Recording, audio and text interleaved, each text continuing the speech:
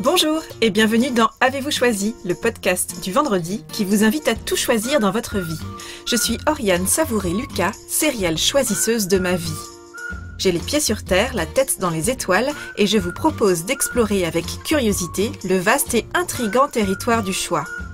Cette exploration, je vous y invite à travers des réflexions, des questionnements et des ressources qui m'aident à choisir ma vie, ou encore à travers une conversation que j'ai eue avec une personne que je trouve inspirante sur la question du choix. Je suis coach et j'accompagne les personnes qui le souhaitent à se créer une vie sur mesure pour réenchanter leur quotidien et développer leur impact dans leurs différentes sphères de vie et d'influence.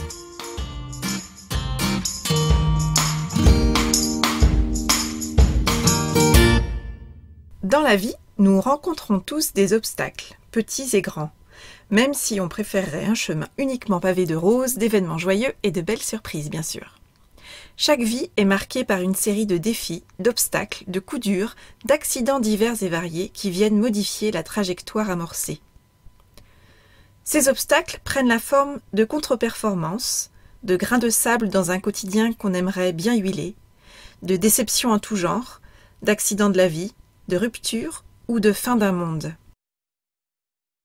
Cela peut être ce restaurant dans lequel on voulait réserver une table et qui est fermé ou qui est complet, ce concours ou cet examen qu'on a raté d'un cheveu ou en beauté, cette compétition qu'on n'a pas pu finir ou qu'on a terminé dans les choux, ce contrôle qu'on avait tant préparé et pour lequel on récolte une note qu'on juge déplorable, ce train qu'on rate à quelques secondes et qu'on voit quitter le quai sous nos yeux, cette voiture qui ne démarre pas alors qu'on a un rendez-vous important, ce projet qu'on porte à bout de bras depuis quelques semaines, voire quelques mois, et qui n'est finalement pas validé. Cette promotion qu'on espère depuis longtemps et qui nous passe sous le nez, cette relation qui s'arrête sans commun accord, cette prise de parole où, contre toute attente, on s'est pris les pieds dans le tapis, cet excès de confiance qui nous a joué des tours à un moment où nous avions surtout besoin d'assurer nos arrières. Ce diagnostic qui tombe et qui met un coup d'arrêt à notre élan alors qu'on est dans la pleine fleur de l'âge. Ou encore ce rêve qui se brise à cause d'un événement qui nous coupe l'herbe sous le pied. Les obstacles jalonnent notre vie, c'est indiscutable. Et je nous invite à considérer combien les obstacles que nous rencontrons sur notre chemin nous rendent plus forts et que nous pouvons choisir de vivre chaque obstacle de notre vie, petit ou grand, comme une occasion d'apprendre quelque chose et de grandir avant d'entamer la suite de nos aventures. Mettons aujourd'hui un coup de projecteur sur nos contre-performances. Vous savez, ces moments de nos vies où nous n'avons pas été, ou bien où nous ne sommes pas, à la hauteur. Que cette hauteur soit la nôtre, ou bien celle d'une autre personne qui a son mot à penser, à dire ou à écrire sur nos propres réalisations. Dans une compétition contre soi-même, contre un ou plusieurs adversaires, ou face au grand jeu de la vie, on gagne ou on apprend. Gagner, vivre une victoire, c'est formidable. Ça signifie qu'on a atteint un objectif qu'on s'était fixé ou qu'on nous avait fixé, quel que soit le domaine de vie et quelle que soit l'importance de la victoire. Et c'est également une merveilleuse occasion d'apprendre à partir de ce qui a bien fonctionné, de ce qu'on a bien fait, bien mis en œuvre et concrétisé. Perdre, essuyer un échec, c'est un coup dur, un coup au moral, voire un choc dans certains cas. C'est une contre-performance, d'une façon ou d'une autre, à plus ou moins grande échelle, à plus ou moins forte intensité. Et c'est également une belle occasion d'apprendre. Plutôt que de s'arrêter à la joie de la victoire ou à l'amertume de l'échec ou du revers qu'on vient d'essuyer, je trouve encore plus intéressant d'apprendre de ces victoires et d'apprendre de ces échecs, ou en tout cas ce qu'on appelle communément les échecs. Et si nous choisissions de capitaliser sur nos victoires et nos échecs en les transformant dans tous les cas en apprentissage? Et si nous choisissions systématiquement d'aller au-delà de l'émotion immédiate qu'on ressent face aux résultats de nos actions, que ce soit la grande joie d'un côté ou la tristesse ou l'abattement de l'autre, et si nous prenions le temps d'aller explorer comment nous avons réussi à gagner et comment nous avons réussi à échouer, à contre-performer.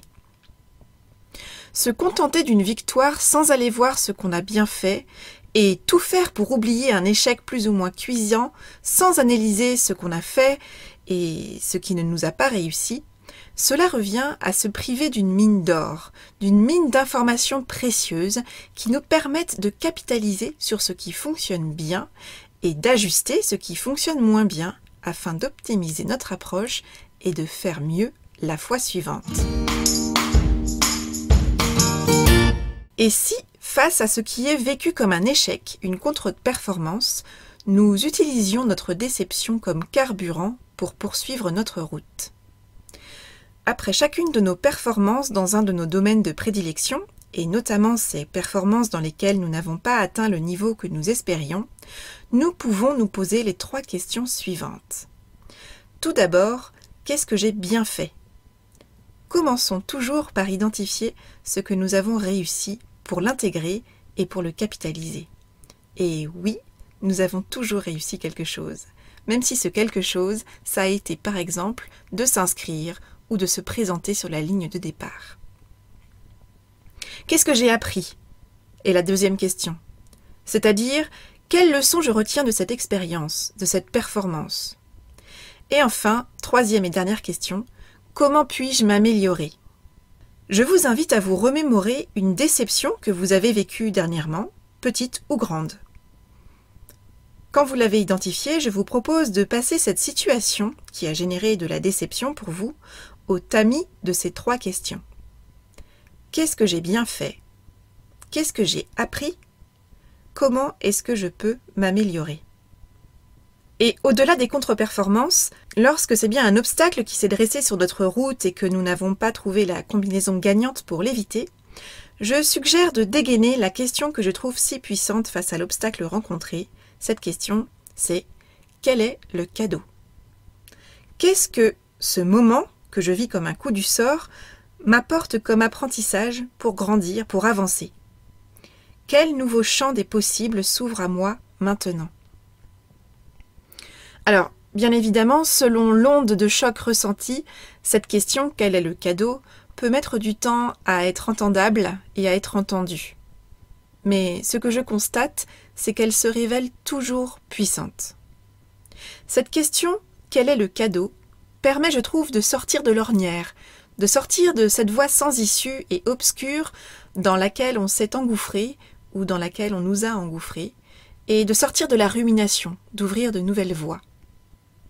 On peut d'ailleurs revisiter ce qu'on appelle communément les coups durs qui ont jalonné notre vie jusqu'à présent, dans notre vie personnelle, amoureuse, amicale, familiale ou encore professionnelle. Prenez ce coup dur que vous avez vécu et qui vous vient spontanément à l'esprit là maintenant, qu'il s'agisse d'un souci de santé, d'une mésaventure professionnelle, d'une désillusion amoureuse ou amicale, d'un changement non souhaité de votre côté, de la perte d'un être cher. Quel cadeau vous a apporté cet obstacle sur votre route, rétrospectivement? Qu'avez-vous choisi de changer suite à cet obstacle? Quelle nouvelle voie avez-vous tracée à partir de cet obstacle, grâce à ce nid de poule plus ou moins profond et cabossé rencontré sur la route de votre vie?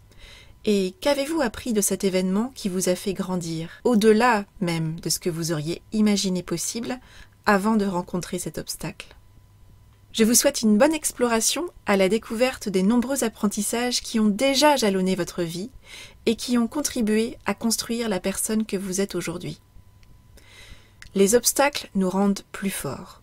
Ne nions pas leur existence, parce que cela reviendrait à se battre contre des moulins à vent. En revanche, capitalisons nos leçons de vie pour continuer d'avancer plus fort encore. Si vous êtes une personne engagée et essoufflée, et que vous ne savez plus par quel bout prendre les choses pour remettre du sens dans votre vie, sachez que j'accompagne quelques personnes en coaching individuel, en présentiel, à Angers, ou sa région, ou à distance, par Internet. J'accompagne mes clients à révéler leurs choix authentiques pour reprendre les rênes de leur vie et relancer leur machine à solutions sur mesure. Alors si vous souhaitez que je vous accompagne, je vous invite à me contacter via la page contact de mon site oriansavoureluca.com. En fonction de votre demande, nous pourrons convenir d'une première conversation de 30 minutes offerte. Voilà, c'est tout pour aujourd'hui. Vous retrouverez cet épisode ainsi que les précédents sur le site oriansavoureluca.com. Si vous aimez ce que je vous propose et que vous voulez faire partie de cette aventure audio, je vous invite à vous abonner à la newsletter de Avez-vous choisi afin d'être alerté dès la publication d'un nouvel épisode. N'hésitez pas non plus à partager votre enthousiasme par écrit en déposant un avis sur le site, sur la page Facebook Avez-vous choisi ou une constellation de 5 étoiles sur Apple Podcast ou sur votre application de podcast préférée et à faire connaître Avez-vous choisi à celles et ceux qui vous sont chers et que l'idée de tout choisir dans leur vie pourrait réjouir. Je vous souhaite une bonne semaine et je vous donne rendez-vous vendredi prochain pour un nouvel épisode. Et d'ici là, et si vous choisissiez tout ?